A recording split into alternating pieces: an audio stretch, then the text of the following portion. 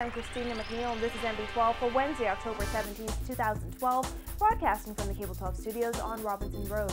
In news tonight, an armed robbery suspect reportedly shot and killed fleeing the scene of the crime on Bahama. A multi-million-dollar loan approved for the completion of the New Providence Road Improvement Project. The Deputy Prime Minister grades Urban Renewal 2.0, the grand opening of the International Arrivals Terminal, and a landmark surgery opening the door to stem cell research in the Bahamas. We have those stories and much more coming up tonight. Your MB12 starts right now.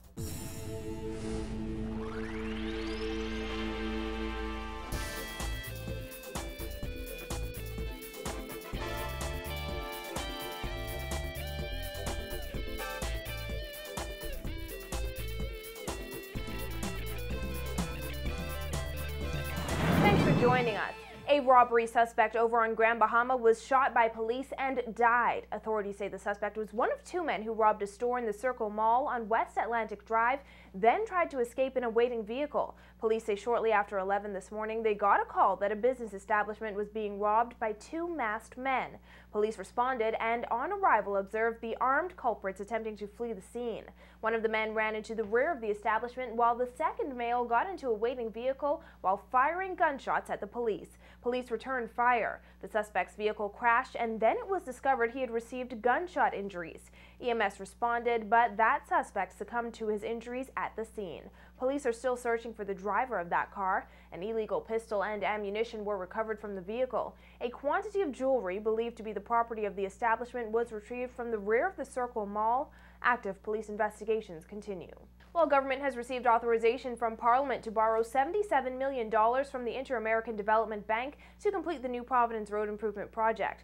The resolution was debated and passed in the House of Assembly more than a month after the IDB announced on its website that it had approved a $65 million loan. State Minister for Finance Michael Halkitis explained that the loan is recorded as $77 million, even though IDB will provide $65 million and government will provide the additional $12 million needed to complete the controversial roadworks. He said none of that money would be used to assist businesses negatively impacted by the project. Unfortunately, Mr. Speaker, the loan only seeks to fund the inefficiencies of the past and does not repair damages to businesses adversely impacted by the challenges during the execution of this project.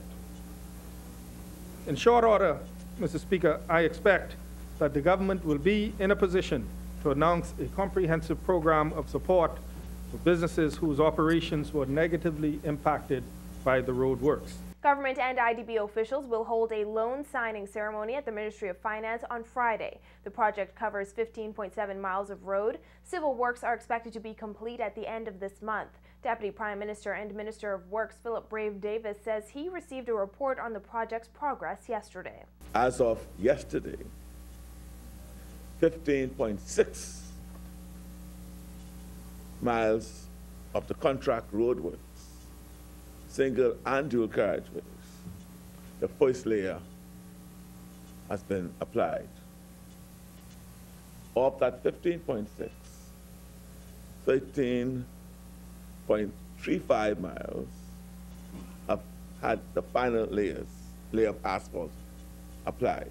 Davis says major aspects of the project, like water transmission and service lateral, have been completed, with the exception of minor waterworks which need to be carried out along Village Road as well as Marathon and Robinson Roads. He says they too should be complete by October 31st. Former Minister of Works Nico Grant once again defended project delays and $100 million in cost overruns today.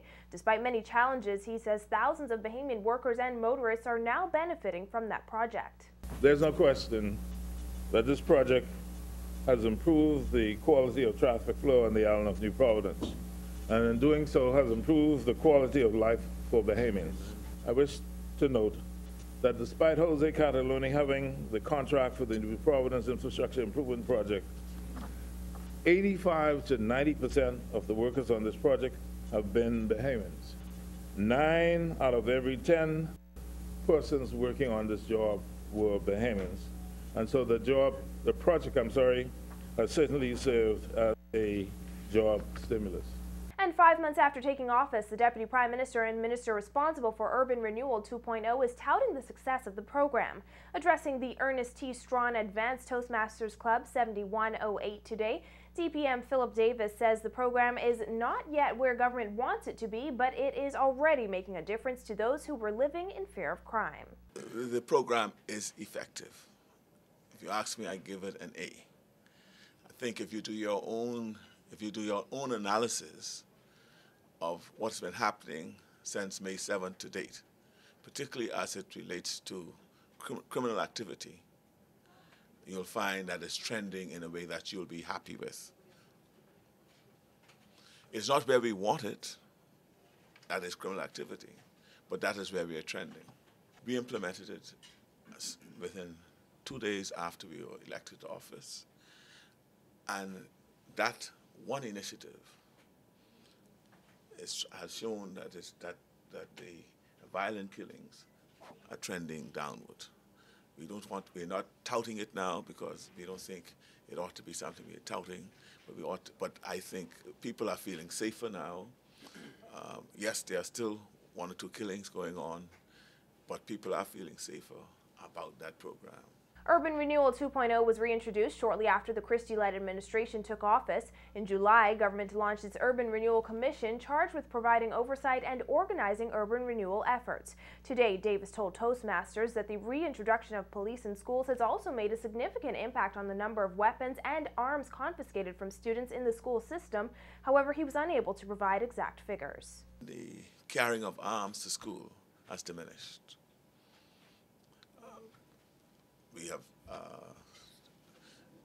It was shown and demonstrated that students today are continuing to carry arms to school, their knives. If one were to show, we'll do it shortly, but the amount of arms, guns, knives, and other weapons that's been taken from students from school has been open. It's mind-boggling. This comes as government prepares to launch urban renewal on Abaco. That launch was scheduled for last week, however, had to be postponed. Davis says the office is already open, but the official opening will take place sometime after the swearing in of new Member of Parliament for North Abaco, Renardo Curry. Well, Lynden Pinling International Airport's new international arrivals terminal is officially open. Government officials held an opening ceremony last evening. The first group of tourists to enter the new facility were passengers on JetBlue's flight 1791 from Fort Lauderdale. The LPIA redevelopment project is the largest public infrastructural project in the Bahamas. Prime Minister Perry Christie says the facility is a lasting tribute to Sir Lynden Pinling. Vonique Toot reports. 1 year and 7 months after the opening of the U.S. departures terminal, government officials and tourism stakeholders returned to Lynden Pinling International Airport to celebrate another major milestone, the official opening of the International Arrivals Terminal. The 226,000 square foot terminal houses Bahamas Customs and Immigration, as well as a state-of-the-art baggage belt system. Last night's opening marks the completion of the second stage of the $409.5 million airport redevelopment project. President and CEO of Nassau Airport Development Company Stuart Steve said their team has delivered an airport worthy of the name of Sir Lynden Pinling. This new terminal has everything. Additional capacity for aircraft and passengers, state-of-the-art equipment and systems, bright open spaces, gardens with native Bahamian plants, and featured Bahamian artwork. A special thank you to our Bahamian artists, Melissa Mora, Keisha Oliver, Jolien Smith, Maxwell Taylor, and Imogen Joaquin. Prime Minister Perry Christie said LPIA was once a $20 million annual drain on the public purse, but has now evolved into a self-sustaining airport. He added that this multi-million-dollar project is part of a big plan to facilitate economic expansion for the next century and easy movement and transportation, as well as to provide a state-of-the-art airport to support the growth of tourism and the financial sector.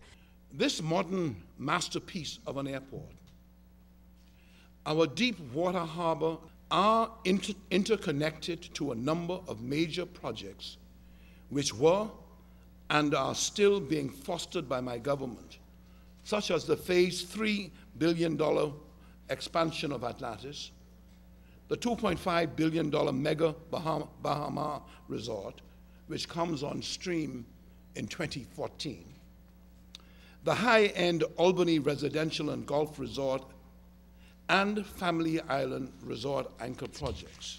In April 2000, the Nassau Airport Development Company signed a 30-year lease with government to manage daily operations at LPIA.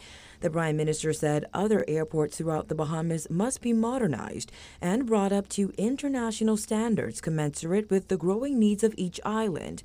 During this project's final stages, Minister of Transport and Aviation Glenys Hannah Martin says government will commission a bronze statue of Sir Lyndon to commemorate this nation's 40th anniversary of independence. She says it will be prominently positioned at the airport. A committee has been appointed, chaired by Dr. Gail Saunders, which has shortlisted a number of structural artists who have been invited to make conceptual submissions by the end of this week, from which will be made a final selection. Sir Lyndon's widow, Dame Marguerite, who's with us, and her family, will be closely involved in this process. Already submissions have begun coming in. The third and final stage, which includes a domestic and international check-in hall and domestic arrival facility, began in May. The entire project is expected to be complete on schedule and on budget in November 2013. Reporting for NB12, I'm Vonnie Toot.